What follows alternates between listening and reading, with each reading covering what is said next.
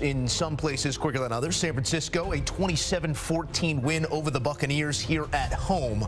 And the story in this one, Brock Purdy career performance, 21 of 25 for 333, 3 touchdowns and no interceptions. That is a perfect 158.3 passer rating. What is San Francisco's 7th win of the season? In studio alongside Ryan Wilson, Joe Musso here to dive into what we saw, and we saw a whole lot of Brock Purdy producing. And it all comes along this conversation we've had around the quarterback, specifically those 3 consecutive losses, Ryan. But he becomes the 3rd quarterback ever in Niners franchise history with a perfect passer rating, joining, I know you've heard of them, Steve Young and Joe Montana. What did you make of this performance, specifically in response to what we were talking about some 2 weeks ago? Joe, I'm rarely right, but I actually feel pretty good about Brock Purdy, and I've been saying that for some time. The Browns game was the first of their 3-game losing streak. The weather was an issue, and the defense got absolutely shown up in that game. They had some injuries to deal with. Then the next game against Minnesota, we've talked about that, the situation at the end of the first half where Jordan Addison scored that touchdown on the 0 blitz. In that game, Brock Purdy played at a pretty high level. He made a lot of high-level throws. We saw the same thing in the subsequent week against the Bengals in a game they also lost. Had the interceptions at the end, but in totality, I felt comfortable where Brock Purdy was. I got the sense that Kyle Shanahan did as well. And since everyone's come back healthy, since the bye, they got their left tackle back. They got some guy named Deebo Samuel back, and they have been absolutely balling out on offense. The defense has played better. They gave up some plays today. But I think overall you feel pretty good about it.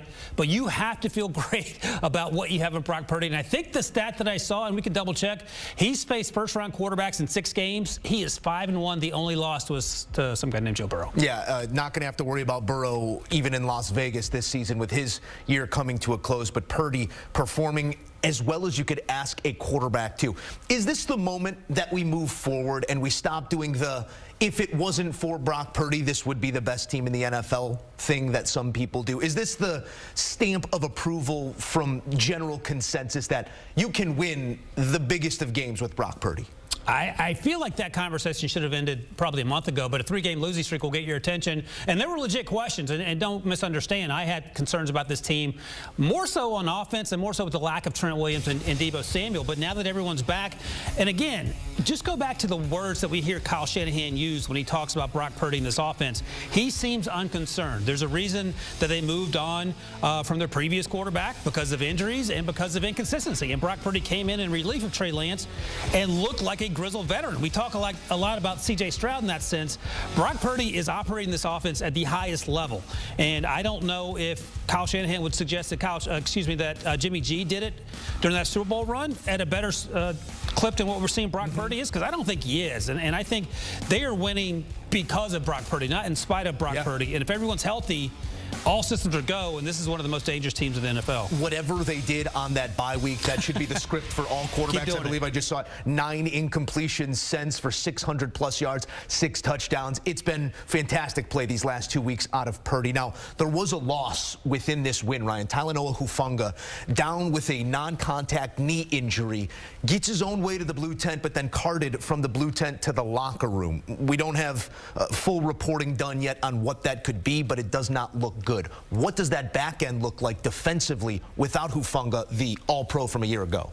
Yeah, and it's noteworthy that he is an All-Pro because he came out of USC as a day 3 pick, and the concern was lack of speed in the open field. He has been nothing but a playmaker at all 3 levels, and to lose him, and you talked about this earlier, Joe, in a secondary where those are the biggest issues already facing your defense, it's going to mean a lot more from the guys up front. The guy you acquired via the right before the trade deadline in Chase Young, who you have in Nick Bosa, Fred Warner at the second level getting after it, and those players have to come together and make up for a potential loss. So we don't know yet what the extent of the injury is going to be for Hufanga, but he's incredibly important to what they do on the back end. He's a tone setter coming downhill against the run. We've seen him play consistently in the pass game on those throws downfield, and you hope he's okay, but when you see him needing to be helped to the locker room, that obviously is a concern. If there's a silver lining, it's what we just talked about here. Trent Williams is healthy, knock on wood. Deebo Samuel's healthy, knock on wood. Christian McCaffrey's getting healthier. He scored a touchdown after getting zeroed last week, was a huge storyline somehow. And Brock Purdy is playing out of his mind. So there are plenty of reasons for optimism, but you don't want to start losing guys in already the thinnest position on the team. If you want to know what the total sum of those parts is, it's only 7.2 yards per pass with all 5 weapons on the field, those top 5 weapons for Purdy. Other side of the ball, 55% pressure rate with those 4 brand-name defensive linemen rushing the quarterback. I only offer that to ask you, and we don't have to power rate them, but we know San Francisco can play with just about everybody. But as you're looking at this NFC, pretty wide open, then we get to the top where we talk about the Lions, the Eagles, and this team right here. How do you situate here with 11 and in some cases 10 games of precedent to look back on?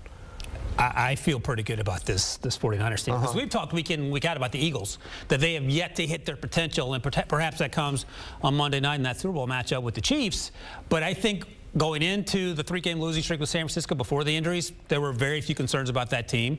Maybe Brock Purdy was one of them, but we've seen him put his foot on the gas and quiet all doubters since that 3-game losing streak, since the bye. You talk about Detroit, and we talked about them earlier this afternoon when we did the highlights.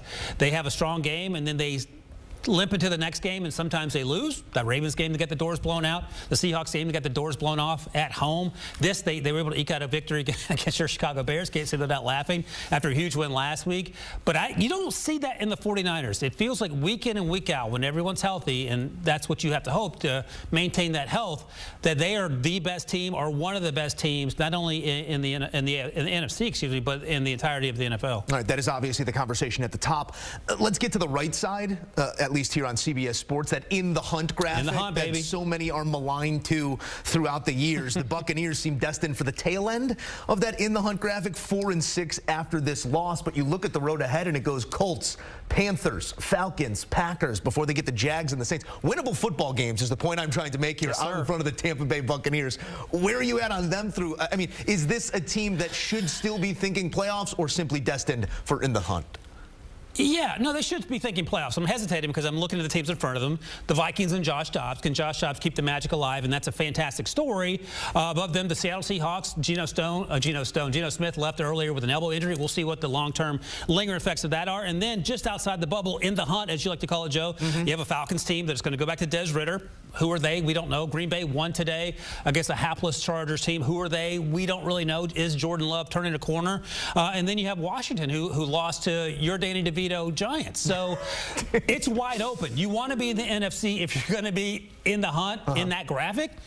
And I like what Baker's done there. Their defense has been exposed 2 weeks in a row now. But they have a chance. Let's just leave it at that. They're not great shape. Could be in worse shape. Yeah, they didn't get, to use your phrase here, their doors blown off. Now, they were competitive in moments in the second half, yes, but when you're looking at that schedule, it's more favorable than some. And over the last 90 seconds, you have attributed both the Chicago Bears and Tommy DeVito to me. I just want to clarify, I only claim those Chicago Bears, okay? Fair enough. Shout out to Tommy D for his moment in the sun Forza Tommy D. Sunday. Let's get back to the winning side of this matchup, that being the San Francisco 49ers, Ryan. The road ahead, the expectation is clear for them. Kyle Shanahan, this group, it's going to be an affirming moment at some point this season. It's almost dynastic what they've done short of winning any sort of championship. It really is, yeah. But when you look at it, does it almost get harder? Does the hill almost get steeper because of that matter? They know what it takes to get adjacent to championship, and they haven't been able to get over the hump. What is the characteristic of this team that makes you believe they might get over the hump this year? It's going to sound cliche, but I think it's incredibly important to stay healthy. And a lot of teams, every single team in the NFL can tell you that lack of health has been a determining factor in how their season ends up. A lot of times, many of these teams, including the Cincinnati Bengals, we just talked about Joe Burrow, he is done for the season. Their season is effectively over. Kirk Cousins and Josh Dobbs are overcoming some of those obstacles. But in terms of the 49ers, if you keep Trent Williams at left tackle, if Deebo Samuel's there to complement the Brandon Ayuks, the Christian McCaffreys of the world, the George Kittles of the world, you have an opportunity to be successful, because I think the position you have to worry the least about, and this is going to sound sort of crazy in year two, is Mr. Irrelevant Brock Purdy.